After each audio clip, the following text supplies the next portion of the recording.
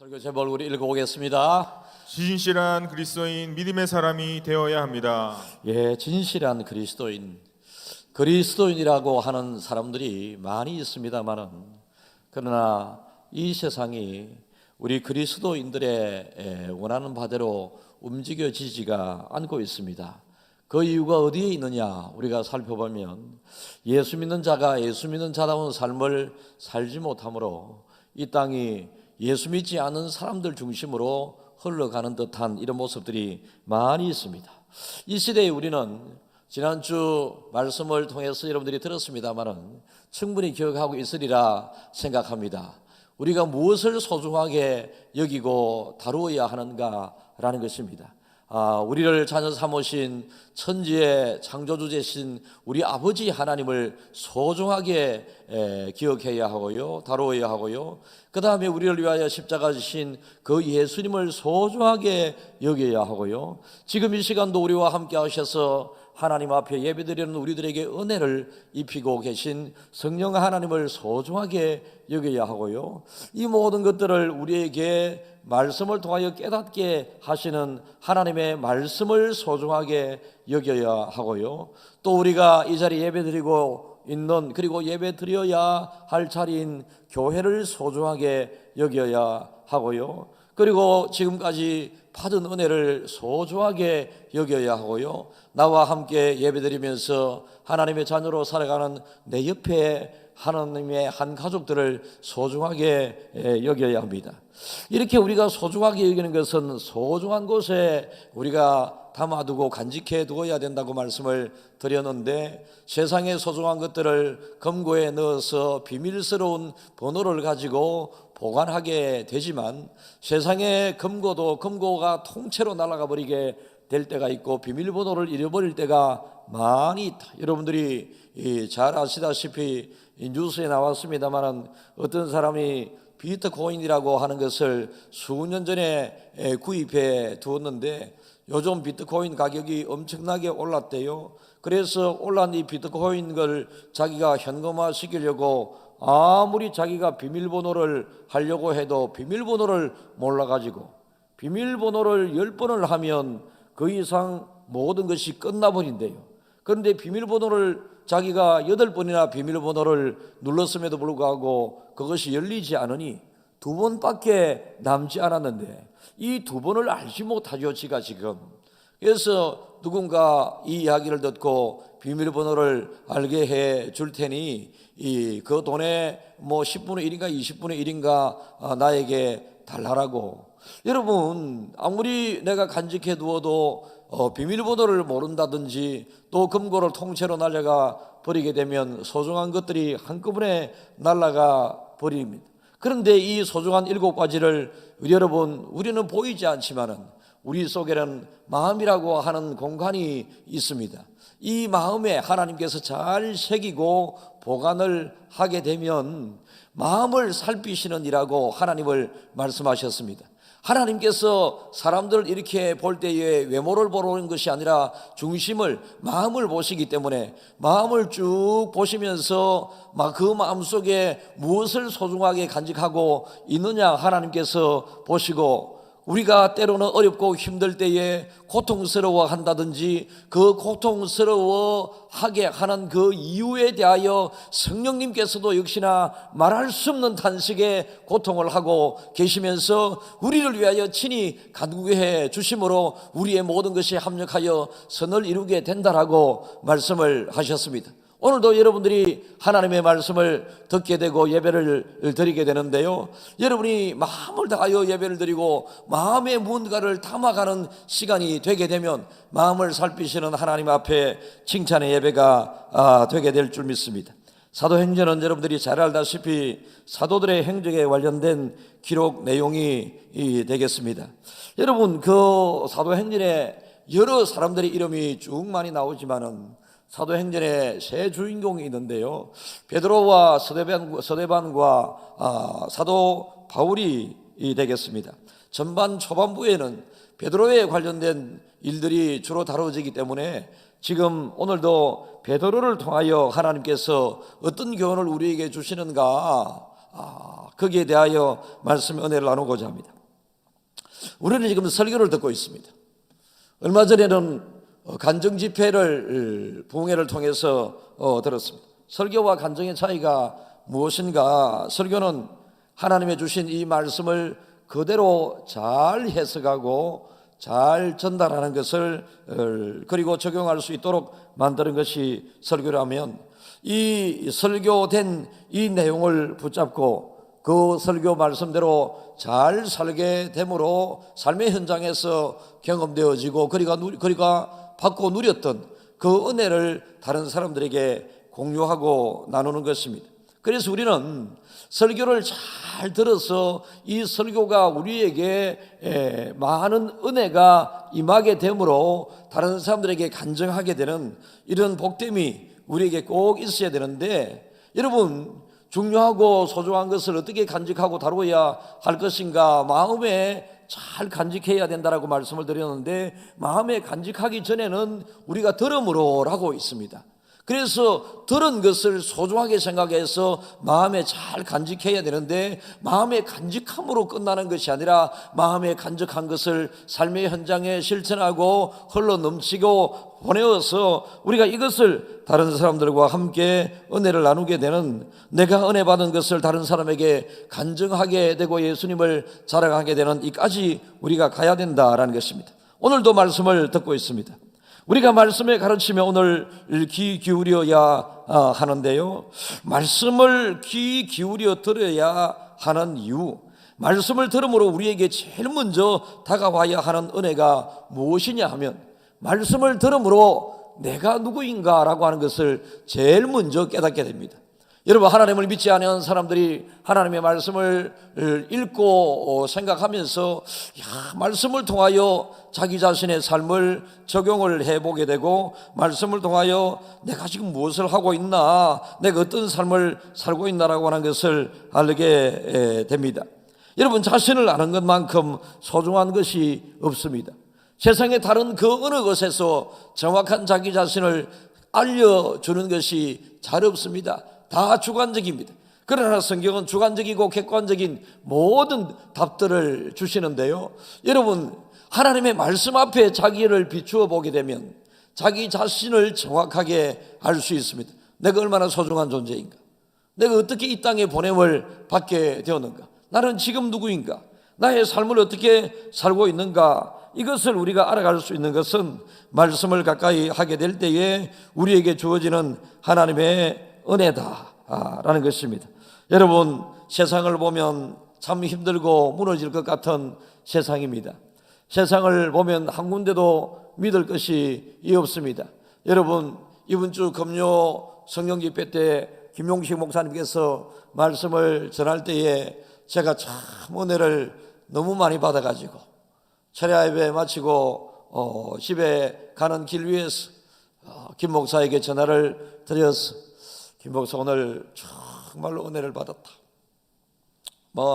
모든 부목사님들의 설교에 은혜를 받고 있습니다만은 그날따라 은혜를 많이 받아서 오늘 설교 너무 은혜 많이 받아서 그래 계속 은혜 받도록 할게, 제가 계속 잘해라고 하는 소리보다는 계속 내가 은혜를 받도록 할게 라고 저렇게 제가 말씀을 이야기를 나눈 적이 있습니다.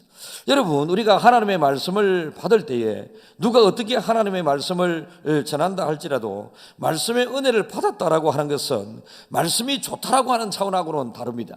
말씀이 안 좋은 게 어디에 있겠습니까? 그러나 은혜를 받을 수도 있고 안 받을 수도 있습니다. 말씀을 사모함으로 은혜를 받았으면 그 은혜대로 살아가면서 이 어렵고 힘든 세상을 말씀을 힘입으면서 살아가는 것입니다. 여러분, 이 세상을 살아가면서 이 코로나 시대에 무엇을 붙잡고 살아가야 될 것이 아무것도 없습니다. 그럴 때 우리는 무엇을 붙잡고 살아가야 되겠습니까? 우리 아버지 대신, 나의 주인 대신 그 하나님을 붙잡고 살아가야 하고요, 예수 이름을 부르면서 살아가야 하고요, 성령님을 구하면서 우리가 살아가게 될 때에 어떠한 어려움도 잘 이겨나갈 수 있게 되는 것입니다. 본문 배경은 계속해서 설교를 하여 알고 있겠습니다만은, 여러분, 베드로와 요한이 성전에 기도하러 가는 그 성전 입구에서 뜰에서 날 때부터 안전병이 되었던 사람을 만나게 되었고, 그들은 그 안전병이는 은과 금을 요구하게 됩니다. 그 당시 동전 한 입을 요구하게 되었다라는 것이죠. 그런데 베드로와 요한은 정말로 이 사람에게 필요한 것이 무엇인가를 알게 되었고, 그들 또한 돈도 없었을 뿐만 아니라, 그래서 은과 금은 나에게 없지만은 내가 가지고 있는 예수 그리스도 이름으로 명하노니 일어서라라고 하면서 손을 잡아 일으키게 되었을 때에 이 사람이 벌떡 일어나게 됩니다. 하나님의 사람에게 주신 하나님의 능력입니다. 여러분, 우리들에게도 이러한 능력이 있었으면 좋겠습니다.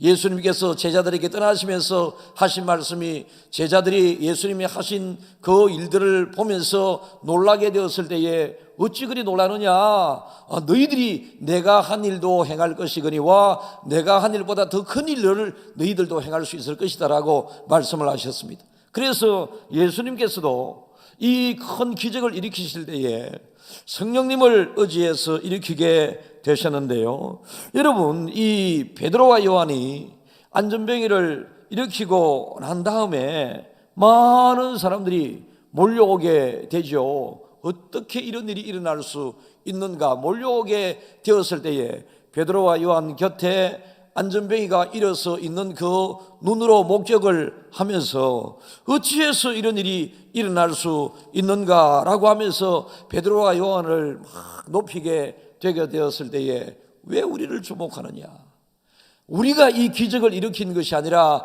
예수가 일으켰는데 그 예수를 너희들이 죽였지 않느냐, 그래서 회개하라라고 그들에게 촉구를 하게 됩니다. 이들은 아직도 모릅니다. 그래서 베드로와 요한이 이들에게 다시 이야기하기를 너희들이 알지 못해서 그랬는 것을 안다라고 이야기합니다. 항상 하나님은 우리를 이모저모 많이 이해를 해주시는 하나님이신데요, 우리가 때로는 죄를 짓고 난 다음에 회개하게 될 때에 네가 그때 알지 못해서 그런 걸 어떡하느냐, 바로 오늘 그 내용이 있습니다. 지금 수많은 사람들이 이 베드로 행각에 모여서, 솔로몬 행각에 모여서 베드로의 설교를 듣게 되는 이 상황 가운데 베드로는 예수님께서 이런 기적을 일으켰는데, 그런데 방금 지금 듣고 있는 이 사람들은 예수님을 죽였던 사람들이거든요. 그런데 예수님을 죽였던 이 사람들인데도 예수님을, 자기들이 죄 없는 예수님을 죽였다고 하는 이 사실을 인정하지 않게 되는 이 상황에 너희들이 죽인 그 예수님이 방금 이 안전병을 일으키셨다, 우리를 주목하지 말고 너희들이 주목해야 될 사람은 분은 예수님이다라고 이야기합니다. 그러면서 19절을 읽겠습니다. 그러므로 너희가 회개하고 돌이켜 너희 죄 없이 함을 받으라. 이같이 하면 새롭게 되는 날이 주 앞으로부터 이를 것이요. 비록 너희들이 몰라서 그랬지만은 너희들이 죽인 그 예수님께서 지금 이 날 때부터 안전병이었던 이 친구를 일어나게 했고, 걷게 했고, 뛰게 했고, 하나님을 찬미하게 하고 있는 이 모습을 예수님이 하셨다. 그러니까 너희들도 예수님을 죽였던 죄뿐만 아니라 모든 죄를 회개하여 죄 사함을 받으라. 그리하면 새롭게 되는 날이, 옛날 성경에는 유쾌하게 되는 날이 너희들에게 이를 것이다 라고 했습니다. 여러분, 예수님을 통하여 여러분들에게 좋은 일이 많기를 바랍니다. 좋은 일이 많기를 바랍니다.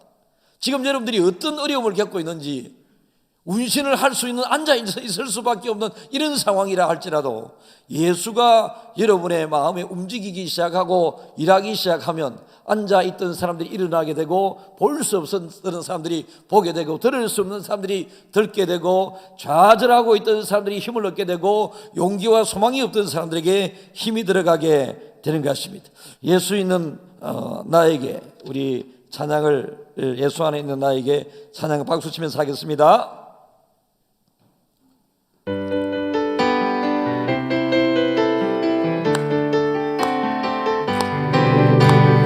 예수 안에 있는 나에게 결코 전죄함 없네. 생명의 성령의 법이 내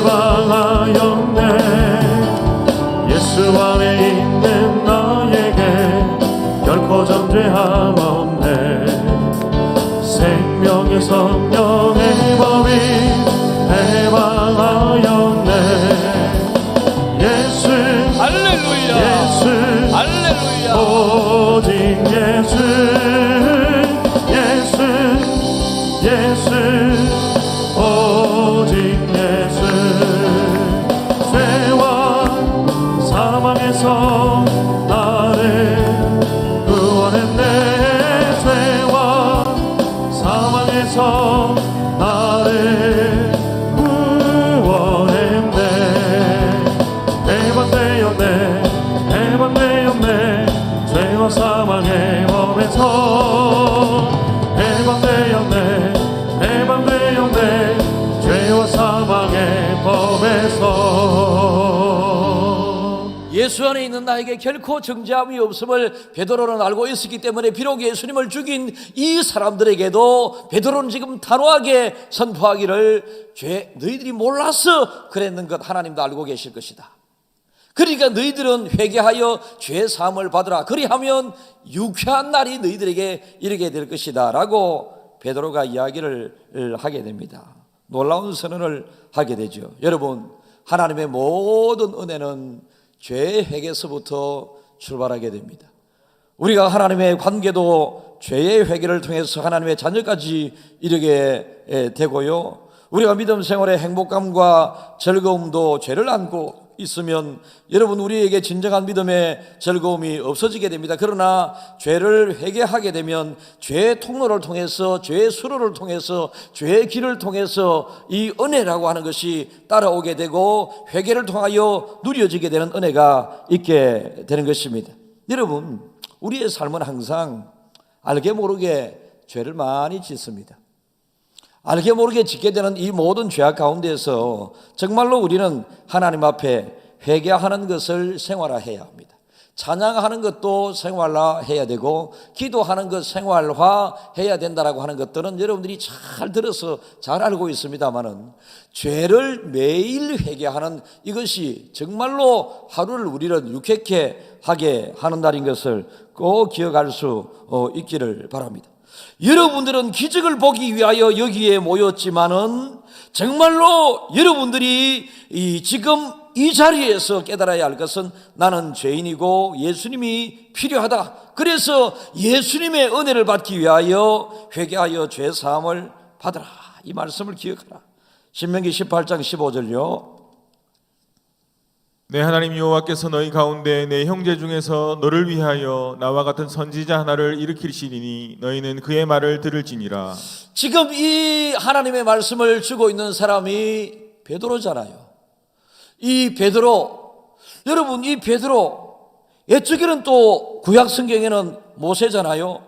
이 모세와 베드로를 통하여 예수님에 대하여 이미 예고가 된 내용이죠. 나와 같은 선지자 하나를 일으키리니 너희는 그의 말을 들을지어다. 예수님이 장차 오시게 될 터인데 예수님의 말을 들을지어다. 실제 예수님이 오셨고 이 베드로는 이 선지자의 말씀을 잘 들으라, 예수님의 말씀을 잘 들으라고 말씀을 하십니다. 여러분, 복음의 핵심은 예수님을 잘 아는 것입니다. 복음의 핵심을 모르고 예수를 믿는다고 하는 것은 엇길로 갈 가능성들이 많이 있습니다.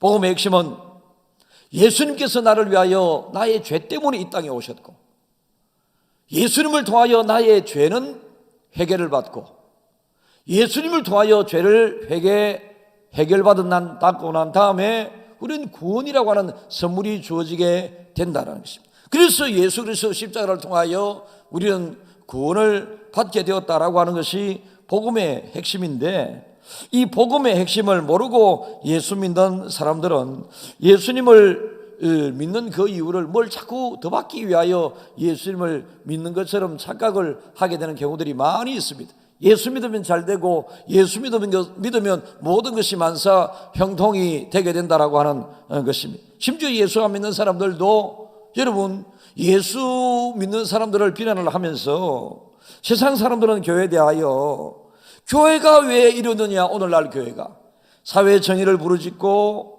그리고 인권을 보호하기 위하여 차별금지법이 만들어져야 되고 노동자들의 권리를 보호해 주어야 되고 핵을 없애야 되고 환경 자연 보호를 해야 된다. 교회가 이런 일에 앞장서야 되지 않느냐라고 이야기를 합니다. 예수 믿는 사람들 중에서도 이러한 사람들이 있죠. 여러분, 이러한 사람들은 복음을 받아들이지 않고 반대하는 사람만큼이나 복음을 오염시키는 사람들입니다. 정말로 복음은 예수님이 나를 위하여 이 땅에 오셨고 예수님을 믿음으로 구원을 받게 되는, 하나님이 세상을 이처럼 사랑하사 독생자 예수를 주셨으니 이는 저를 믿는 자마다 멸망치 않고 영생을 얻게, 멸망하지 않고 영생을 얻게 하려 하심이라. 이것이 복음의 핵심입니다. 이 복음의 핵심을 붙잡고 살아가는 사람들에 의해서 세상은 또 변화될 수가 있겠죠. 그러나 세상 사람들은 교회가 해야 될 핵심을 사회를 변화시키는 것으로 이야기를 하는 것을 종종 봅니다. 그러나 여러분, 아까 말씀드렸습니다. 우리가 예수 믿고 말씀을 들으면서 제일 먼저 나에게 다가오는 것은 내가 누구인가를 아는 것입니다. 그리고 나를 변화시키는 것입니다. 이게 바로 회개지 않습니까? 여러분, 나의 삶을 돌아보면서 정말로 말씀에 비추어서 내가 나를 회개를 통하여 변화시켜 나가는, 이것이 우리 믿음의 사람의 도리인데, 자꾸 예수 믿는 사람들이 세상을 어떻게 변화시켜야 되지 않는가라고 이야기를 합니다. 세상 사람들은 기독교가 세상을 변화시켜 주기를 원하고 있습니다만 하나님께서는 복음으로 너희들이 먼저 변화되기를 원한다라고 하는 것입니다. 여러분, 세상 사람들은 기독교를 그래서 변화와 개혁의 걸림돌로, 장애물로 생각을 많이 합니다. 교회가 왜 저러냐? 지금 여러분, 세계로 교회가 우리 교단에 또 이웃 교회고 그래서 마음이 대단히 불편고 아프고, 오늘도 추운 날에 교회 잔디밭에서 예배를 드리겠다라고 이야기를 했습니다. 여러분, 뭐 어떤 교회가 잘하고 못하고 이런 것을 논할 내용은 아닌 것 같고요. 우리 교회는 담임 목사가 기도하면서 당회와 언론에서 때로는 영상 예배를, 때로는 영상 예배와 성전 예배를 병행해서, 뭐 궁극적으로 지향하는 것은 성전 예배를 지향하는 것이죠. 이것을 저는 답이라고 생각을 합니다. 그리고 어떤 교회는 그럼에도 불구하고 성전 예배를 고수하며 나가는 몇몇 교회들이 있습니다. 그 교회들의 또 그런 방법도 정답이라고 생각하고 존중을 합니다. 여러분, 다 기도하면서 그 교회가 정하여 시행하고 있는 모든 것이 답입니다. 그래서 여러분, 어떤 교회든지 간에 교회가 교회를 비난하고 나무라는 일은 없어야 되는데, 급기야는 교회가 폐쇄된 상황입니다. 자주 통화를 하면서 저는 목사님을 위로하기도 하고 함께 어떻게 동참할 것인가 라고 고민도 지금 하고 있는 중입니다만은, 여러분, 예배를 지금까지 어떻게 드렸느냐라고 하는 이 이유에 대해서는 서로를 인정해야 되고요. 그러나 지난번에도 제가 말씀을 드렸듯이 지난 6월 달입니다. 작년 6월 달에 정세균 총리께서 교회를 향하여 지시명령 금지한다라고 이야기하게 되었을 때에 저는 단호하게 지시명령 금지 받을 수 없다라고 말했습니다. 마찬가지로 지금 현재 어떻게 예배를 드려왔든지 간에 교회가 폐쇄되었다라고 하는 이 일에 대해서는 여러분, 적극적으로 우리는 이 일에 기도하면서, 교회는 하나님이 주인이시고 교인은 절대로 세상 공권력이나 정권 권력에 의해서 문을 닫아야 되고 열어야 되는 것이 아니다라는 것입니다. 여러분, 그래서 저는 지금 현재 마음도 그렇습니다.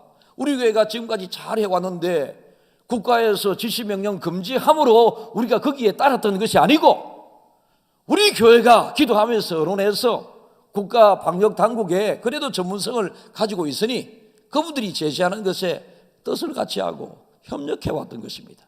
절대로 지시명령 금지 형태로 따라왔던 것이 아닙니다.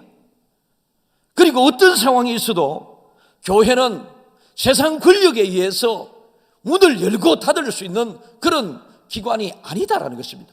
세상은, 권력은, 이 정권은 교회를 마치 여러분 극장, 영화관, 카페처럼 일반 사무 보는 회사나 이런 것처럼 다루고 있는데, 교회는 보이지 않는 부분에 소중한 가치를 두고 있고 하나님이 주인이시기 때문에 역사상 교회 유래 2000년 동안 교회를 압박하고 핍박하여 성공한 권력은 없습니다. 여러분, 교회를 힘들게 하고 해서 그들의 순간적인 뜻은 이루어졌을지 모르지만은, 여러분, 교회는 절대로 무너지지 2000년 동안 않았습니다. 지금도 여러분, 문화라고 하는 것을 통하여, 정책이라고 하는 것을 통하여, 인권이라고 하는 것을 통하여 차별금지법이라고 통과시키기 위해서 지금 상정이 되어 있는 상태고요. 그 차별금지법 그 안에 보면 제가 이제 깜짝 놀란 내용인데요, 지금은 이 영상 예배가 보편화되어서 성경 찬송을 잘 가지고 오지 않아도 영상 예배를 통해서 예배를 드릴 수 있습니다만은, 예적에는 다 성경 찬송을 가지고 교회 예배에 왔는데, 미처 성경 찬송을 가지고 오지 못했던 사람들을 위하여 예배당 입구에 항상 성경 찬송을 비치해 두지 않습니까? 앞으로는요, 이 차별금지법 속에는요, 교회가 성경을 가지고 오지 않은 사람들을 위하여 절대로 성경 찬송도 비치하지 못하는 조항이 있습니다. 여러분, 기독교를 90% 없애야 된다라고 하는, 기독교가 개혁의 이 변화의 걸림돌이 되고 있다고 하는 이런 생각을 가진 이 사람들을, 우리는 이 사람들이 먼저 변해야 돼요. 예수를 믿으면서 제일 먼저 세상을 변화시키겠다라고 하는 것이 아니라, 예수를 믿으면서 내가 정말로 바뀌어야 되겠다.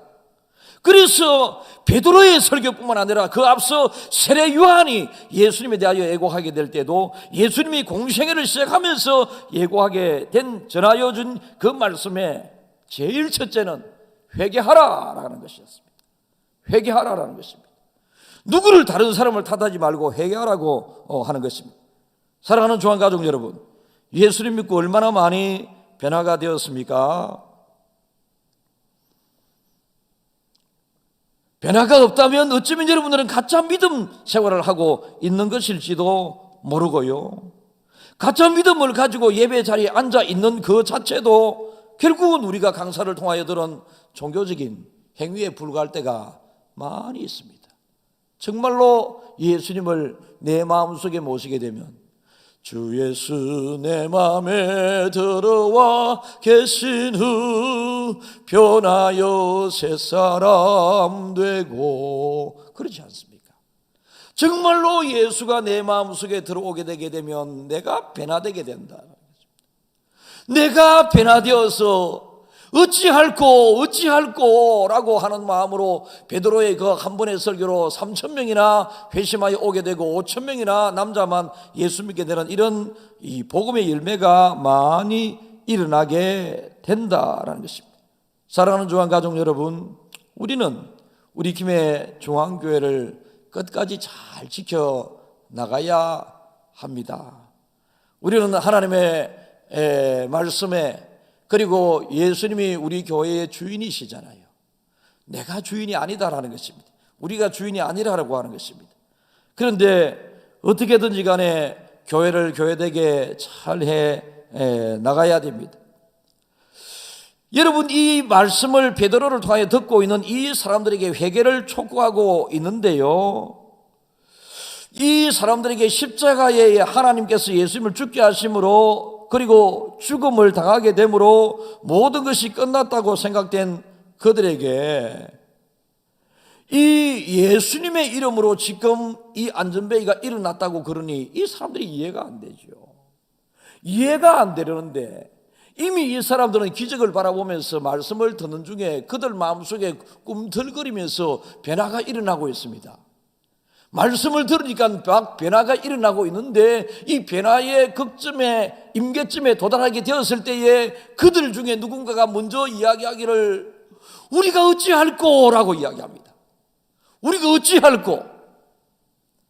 자기 변화의 시작이 일어나게 된 것이죠. 그래서 우리가 어찌할꼬라고 할 때에 회개하여 죄사함을 받으라라고 이야기를 설교를 듣게 됩니다. 이게 복음의 역사의 시작입니다. 여러분, 복음의 시작은 많은 사람들이 지금 복음을 안 들은 사람이 어디 있어요? 지금 예수 믿으나 안 믿으나. 그러나 역사의 시작은 믿어지기 시작하는 것이고, 역사의 시작은 자기의 변화에서 일어나게 됩니다. 저는 지금 베드로의 설교의 일부분을 여러분들에게 설교하고 있습니다. 저의 생각이 아닙니다. 여러분의 마음에 이 베드로의 설교를 들음으로 수많은 사람들이 우리가 어찌할꼬라고 하는 이런 변화가 일어나게 되고, 회개의 역사가 일어나게 되고, 믿는 자의 수가 수천 명씩 돌아가게 된 이 내용이 베드로의 설교 동일한 설교를 저는 여러분들에게 지금 하고 있습니다. 적용을 해서 하고 있습니다. 여러분들은 이 설교가 어떻게 다가오고 있습니까? 여러분의 마음에 회개의 영이 일어나고 있습니까? 여러분의 마음에 지금 변화의 뭔가 꿈틀거림이 있어야 하는데요, 그런 꿈틀거림이 살아 역사하고 있습니까? 여러분, 회개의 깊은 영성이 마음을 살피시는 그 하나님 앞에 여러분들이 꼭 확인되기를 간절히 바랍니다. 정말로 하나님을 내 마음으로 다하여 소중하게 모심으로, 저는 아까 7가지를 말씀을 드렸는데요, 우리가 기억하고 소중하게 여기고 다루어야 할 7가지 중에 한 가지만을 올바르게 잘 여러분이 마음에 모시고 생각을 하고 의식을 하더라도 하나님 앞에 칭찬받습니다. 하나님만 바로 탁 내 마음에 채우게 되면, 예수님만 바로 내 마음에 탁 채우게 되면, 성령님만 바로 내 마음에 탁 채우게 되면, 지금까지 받은 은혜만을 내 마음에 바로 탁 채우게 되면, 주님이 피로 값주고 세우신 이 교회를 통하여 내가 받은 은혜, 이것을 내 마음에 탁 모시고 소중하게 간직하게 되면 여러분들은 정말로 행복한 신앙인이 되게 될 줄 믿습니다. 여러분, 하나님이 하신 일, 모세를 예를 드는데요, 22절을 우리 한번 읽어보겠습니다. 모세가 말하되 주 하나님이 너희를 위하여 너희 형제 가운데서 나 같은 선지자 하나를 세울 것이니 너희가 무엇이든지 그의 모든 말을 들을 것이라. 여기에서 그 선지자는 궁극적으로 어느 분이세요? 예수님이십니다. 예수님, 이 말씀에 대하여 아까 베드로가 또 이 말씀을 인용을 했습니다. 여러분, 구약의 선지자 대표적으로 모세였고, 신약의 선지자 중에 한 명 베드로였고, 궁극적인 우리의 선지자는 예수님인데, 예수님의 말씀을 듣지 아니하는 자는 멸망받을 것이다 라고 말씀을 했습니다.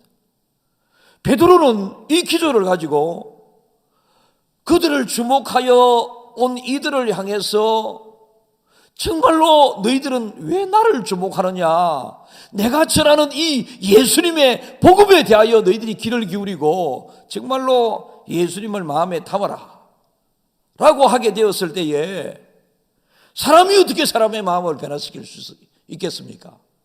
베드로의 설교의 핵심은 예수였고, 베드로와 지금 듣고 있는 이 청중들 사이에 성령님이 교통하게 되므로 성령님의 역사를 통해서 이들에게 아주 깊은 변화의 영이 자리를 잡게 된 것입니다. 여러분, 하나님은 사람들을 창조하셨고 참 하나님을 모양과 형상을 닮은 사람으로 만드시고 난 다음에 참 보시기에 좋았더라 라고 하나님께서 많은 말씀을 하시고, 저와 여러분 한 사람 한 사람을 생각해 볼 때에 참 좋았더라. 여러분들의 아이가 이 땅에 처음에 태어나게 되었을 때에 좋았더라. 우리 교인 가정에 새 생명이 한 명이 태어났는데 첫 사진을 찍어서 저에게 보내었습니다. 저에게 주중에 보내어 가만히 보니 인간 같지가 않아요. 처음에 태어났는데 사람이 예쁘고 잘생기고 어디 있겠어요. 그런데 그분은 너무나도 예뻐서 좋았더라. 목사님 사진 찍어 보낸 걸 자랑하는 거 아이가? 너무 좋다 이거지요. 너무 좋다. 여러분, 사람 같지도 않은데 그분에게는 지금 너무 좋은 게 태어난 지 몇 시간 되지도 않았는데, 그런데 여러분, 우리의 모습을 보면 정말로 사람다운 사람, 믿음의 사람답지 않음에도 불구하고 하나님께서는 여전히 변함없이 우리를 보시고 좋아하시는 것입니다. 좋았더라, 좋았더라, 좋았더라.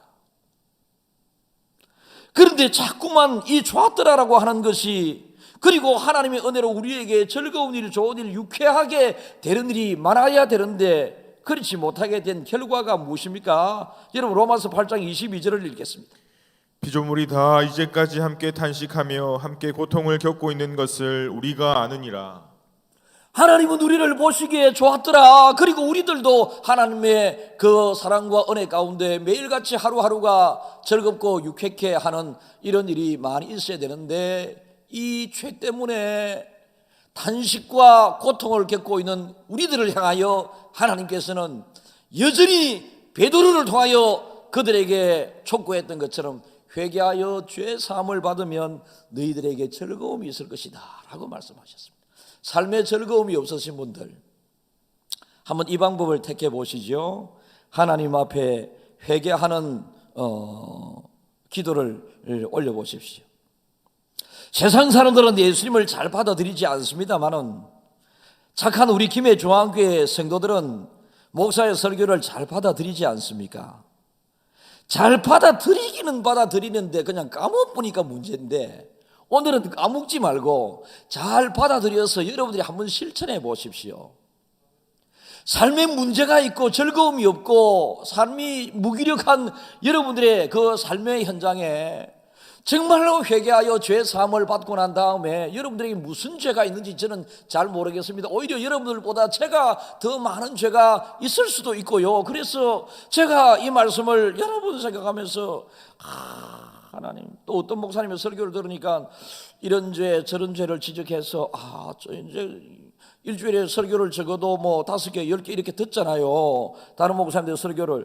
이 설교를 들으면서 목사님의 그 설교들 가운데 이런 죄 저런 죄 이야기, 저것도 내 죄인 것 같고 저것도 내 죄인 것 같고, 그래서 제가 자꾸 하나님 용서해 주세요, 용서해 주세요 이렇게 보내는 시간들이 많이 있습니다. 베드로는 이 설교에서, 여러분 보십시오. 여러분은 이 회개하여 죄 사함을 받으라라고 하는 이 지적에 관심이 얼마나 있습니까? 안전뱅이가 걷게 되고 하나님을 찬양하는 그 모습을 방금 전에 보셨고, 얼마 전에 일어날 수 없었던 사람들이 지금 내 옆에 서 있잖아요. 이것을 보고 있잖아요. 이 모든 것이 예수 이름으로, 예수 이름의 권세로 일어나게 되었는데, 그 예수님 역시 저를 위하여 죽으신 것과 같이 여러분의 죄 때문에 죽으셨음을 인정하면서 여러분들의 삶의 현장에서 지금까지 예수님을 믿지 않고 오히려 예수님을 죽이는데 앞장섰던 너희들이 몰랐던 그것이 죄라는 것으로 인정하고, 개인적으로 또 죄 지은 것을 예수님 앞에 다 회개하여 죄 사함을 받음으로 정말로 안전뱅이가 일어나게 된, 그리고 걷게 되고 뛰게 되고 예수를 모르던 이 사람이 하나님을 찬미하게 된 이 모습처럼 여러분들도 그렇게 되었으면 좋겠다라고 그렇게 이야기를 하게 됩니다. 예수님을 죽이는데 앞장섰던 완악한 이 사람들도 베드로의 강력한 설교에, 성령의 역사에 압도되어서 이들이 답하기를 우리가 어찌할꼬 이럽니다. 예수님에 대하여 잘 알고 계신 김해 중앙교회 성도 여러분, 이 말씀을 절대로 흘려듣지 마십시오. 여러분들에게 저는 죄인들아 라고 이야기하지는 않습니다. 그러나 우리가 하나님 앞에 매일 말씀의 거울에 비추어서 우리를 돌아보면 말씀은 자기 자신을 깨닫게 합니다. 우리가 어떤 삶을 살고 있는가, 내가 누구인가, 어떠한 상황인가 라고 하는 것은 하나님의 말씀을 대할 때 일어나게 되는 것입니다. 여러분, 그래서 이 시간 우리가 하나님의 말씀을 듣고 대하고 있지 않습니까? 바로 이때에 여러분들에게 하나님의 회개의 영이 들어가게 되면 즉시 회개하고자 하는 이 마음을 꼭 가지셔야지. 맞네, 이런 정도로 끝나게 되면 아무런 말씀의 능력이 없게 되는 것입니다. 여러분, 베드로의 이러한 설교에 많은 사람들이 회개하여 죄사함을 받게 되고, 이후에 베드로는 지금 사도행전에 나타나는 베드로에 대하여 누가가 기록을 했습니다마는, 베드로가 직접 적은 글에 보면 베드로후서 3장 11절을 우리 한번 마지막 부분입니다. 읽어보겠습니다. 시작. 이 모든 것이 이렇게 풀어지리니 너희가 어떠한 사람이 되어야 마땅하냐? 거룩한 행실과 경건함으로. 14절요. 그러므로 사랑하는 자들아, 너희가 이것을 바라보나니 주 앞에서 점도 없고 흠도 없이 평강 가운데서 나타나기를 힘쓰라.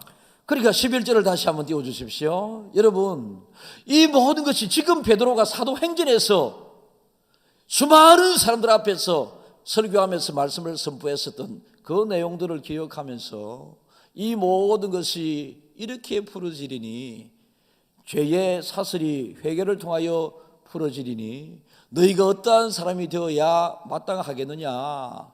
너희들이 하는 것이다. 그렇게 되므로 거룩한 행실과 경건함으로. 14절 읽겠습니다. 그러므로 사랑하는 자들아, 너희가 이것을 바라보라니. 지금 보고 있지 않습니까?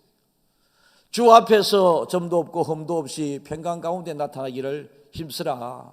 지금 우리에게 필요한 것은 마음의 염려 근심과 두려워하는 이것이 아니라 우리의 마음의 평강과 평안입니다. 안전병이도 마음이 편안하면 됩니다. 돈이 없어도 마음이 편안하면 됩니다. 여러분, 이 땅에 별로 가진 것 없어도 마음이 평안하면 되고, 가진 것 많지만은 마음이 불편하면 무슨 행복이 있겠습니까?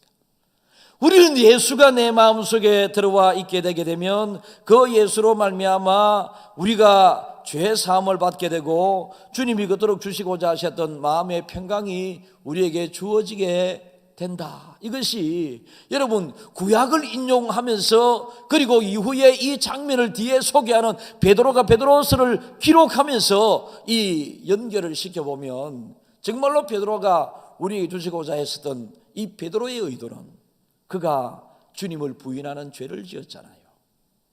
3번씩이나. 그런데 3번씩이나 주님을 부인하여 죄를 지었던 이 베드로가 예수님이 말씀하신 것처럼 달구름 소리에 그가 회개하게 된 이 장면, 예수님에 대하여 그가 용서를 받고 난 이후에 그에게 주어졌던 그 자유함을 그가 알았기 때문에, 이 베드로는 사도행전에서도 그의 행적을 통하여, 그리고 그의 행적을 또 말로서 다른 사람들에게 이야기하지 않으면 안 될 것 같은 그런 마음에 회개하여 죄 사함을 받음으로 주님이 주시고자 하셨던 평강과 평안이, 감사와 기쁨이 너희에게 있기를 원한다라고 하는 이 간절함으로 베드로의 평소의 시종 일관된 이 마음을 여러 성경들을 통하여 볼 수가 있게 됩니다. 그래서 저는 오늘 신명기도 인용을 했고, 그리고 사도행전과 그리고 베드로가 직접 기록한 이 말씀에 대해서도 살펴보았습니다. 성경을 전반을 보면요, 그래서 여러분들이 매일매일 잘 살고 계시겠죠. 그러나 우리 자신을 더 살펴보면서 말씀에 비추어서 죄가 드러나거든 그 죄에 대하여 회개함으로 죄 사함을 받고 안전뱅이가 일어나 자유함을 얻게 되었던 것처럼, 우리도 언제나 하나님을 자유함 속에서 잘 믿어 이 세상에서 행복한 삶을 살기를 주님의 이름으로 축복합니다.